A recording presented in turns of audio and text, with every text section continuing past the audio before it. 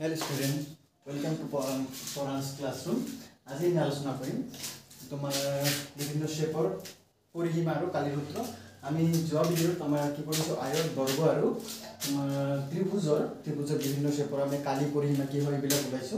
তো আজি আমি সামান্তৰিক প্যাৰালেলোগ্ৰাম আৰু ট্ৰেপেজিয়াম লগতে আৰু আমি কি কৰিম তোমাৰ ৰম্বাস আৰু বৃত্ত এইটা আমি কি বললাম আজি এৰিয়া আৰু তোমাৰ কালি এৰিয়া আৰু সৰি তোমাৰ কি বললাম পেৰিমিটাৰ মানে তোমাৰ পৰিসীমা আৰু কি বললাম কালি বললাম। ঠিক আছে, তো সাইড সামান্তরিকর পরিসীমা এটা হচ্ছে এটা সামান্তরিক মানে কি আয়ত এটা যদি আমি কি করব মানে স্লাইটলি ব্যাখ্যা করে দিও আয়তটাকে আমি স্লাইটলি ব্যাখ্যা করে দিলে এটা আমার কি হয়ে যায় এটা সামান্তরিক হয়ে যায়। ঠিক আছে, ইয়ার বিপরীত বাহুর সমান হয় এটার লগত এইটো আর এটার লগত এইটো আয়তর নিচিনা বিপরীত বাহুর কি হয় আয়তটোকে মানে ব্যাখ্যা করে দিলে হয়। ঠিক আছে, তো সামান্তরিকর পরিসীমা কি হব সামান্তরিকর পরিসীমা হব তোমার তোমার আয়তর পরিসীমার দরে এক যেনেকৈ চোৱা 2 * L + B তোমালোকে আয়তৰ পৰিসীমা আৰু সামান্তৰিকৰ পৰিসীমা একে বুলি ধৰি লবা। ঠিক আছে, এটো একে লিখি দিম। তো 2 * L + কি হব B এটো হৈছে তোমাৰ সামান্তৰিকৰ পৰিসীমা।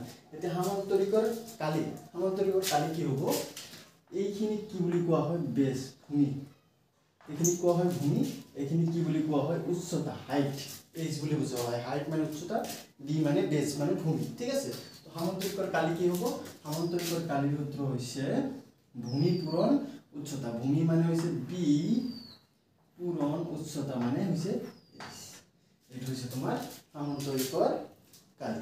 ঠিক আছে, তো সামান্তরিকর কালির সূত্র কি ভূমি পূরণ উচ্চতা। ঠিক আছে, ভূমি পূরণ উচ্চতা আয়তর দরে মোটামুটি সেমে হয়। সামান্তরিকর আয়তর কি আছে দিক পূরণ বস্তু ইয়াত ভূমি পূরণ উচ্চতা। ঠিক আছে, এতিয়া আমি চাম ট্ৰেপেজিয়ামৰ পৰিসীমা। ট্ৰেপেজিয়ামৰ পৰিসীমা বুলি ধৰিলে এইবিলাক স্কিপ কৰিবা। ট্ৰেপেজিয়ামৰ কি হ'ব চাৰিটা যেহেতু আছে আমি ABCD চাৰিটা ABCD বুলি ধৰিলে আমাৰ কি হ'ব A + B + C + কি হ'ব D মানে চাৰিটা বাহুৰ যোগফল। ইয়াতে তোমাৰ ট্ৰেপেজিয়ামৰ বেলেগ বেলেগ বাহু হ'ব পাৰে, সমান হ'ব বুলি যে কথা নাই। ট্ৰেপেজিয়ামৰ তোমাৰ বেলেগ বেলেগ বাহু হয়। ঠিক আছে, তাৰ বাবে তুমি চাৰিটা বাহু যোগ কৰি দিবা। চাৰিটা বাহু যিমান যোগ দিয়া থাকে সেই যোগ হিচাপে ইয়াত তুমি পৰিসীমা উলিয়াব পাৰিবা। ঠিক আছে, এতিয়া আমি ট্ৰেপেজিয়ামৰ কালি চাম। ট্ৰেপেজিয়ামৰ কালিৰ সূত্ৰ চাবা হাফ ইনটু বি মানে এইটো তোমাৰ এইটো সৰু ৰেখাডালক কোৱা হয় A আৰু ডাঙৰ ৰেখাডালক কোৱা হয় B। তো আমি ইয়াতে কি লিখিম ব্ৰেকেট A + P ইনটু কি হয় তোমাৰ উচ্চতাটো হাইট কিমান আছে এইটো হৈছে তোমাৰ ট্ৰেপেজিয়ামৰ কালিৰ সূত্ৰ half A + B into A। ঠিক আছে, এইখিনি আছে আমাৰ সামান্তৰিক আৰু ট্ৰেপেজিয়ামৰ পৰিসীমা আৰু কালিৰ সূত্ৰ। আমি নেক্সট এতিয়া কৰিম আমাৰ ৰম্বাস আৰু বৃত্তৰ পৰিসীমা আৰু কালিৰ সূত্ৰ। ঠিক আছে,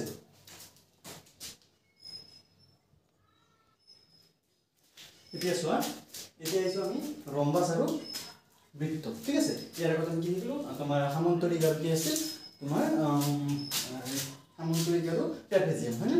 এতিয়া আমি কি কৰিম ৰম্বাস আৰু বৃত্ত। এটো কি বুলি কয় ৰম্বাসটো আমি যেনেকুৱা আয়তক ব্যাখ্যা কৰিলে সামান্তৰিক পাওঁ এনেকুৱা ৰম্বাসটোক আমি যদি অলপ ব্যাখ্যা কৰি দিওঁ কি পাওঁ বৰ্গটোক যদি আমি ব্যাখ্যা কৰি দিওঁ তেতিয়া কি পাওঁ আমি ৰম্বাস পাওঁ। ঠিক আছে, তো এনেকুৱা ধৰণে ইয়াতে চোৱা এটা দুটা ডায়াগোনাল আছে। ডায়াগোনাল মানে কৰ্ণ বুলি কয়। ইয়াক কি বুলি কয় দুটা কৰ্ণ। ঠিক আছে, ইয়াক আমি এই কৰ্ণটোক D1 নাম দিছো, এইটো কৰ্ণক নাম দিছো D2। ঠিক আছে, তো এতিয়া ইয়াৰ আমি কি ওলাম তোমাৰ পৰিসীমা যদি ওলাও তোমাৰ যদি আমি একটা বৰ্গক যদি কি কৰো বৰ্গক যদি চেপেটা কৰি দিওঁ হয় না তেনেহ'লে কি হ'ব ইয়াৰ বৰ্গৰ বাহুটো সমান হয়, গতিকে ইয়াৰ বাহুকেইটাও সমান হয়। ঠিক আছে, ইয়াৰ আমি পৰিসীমা কি লিখিব পাৰি বৰ্গৰ পৰিসীমাৰ লগত ইয়াৰ পৰিসীমা সেম 4 * A মানে 4 পূৰণ বাহু। ঠিক আছে, ৰম্বাসৰ পৰিসীমা কি হ'ব 4 * A। ৰম্বাসৰ কালি কি হ'ব ৰম্বাসৰ কালিৰ সূত্ৰ হৈছে হাফ ইনটু D1 ডায়াগোনাল 1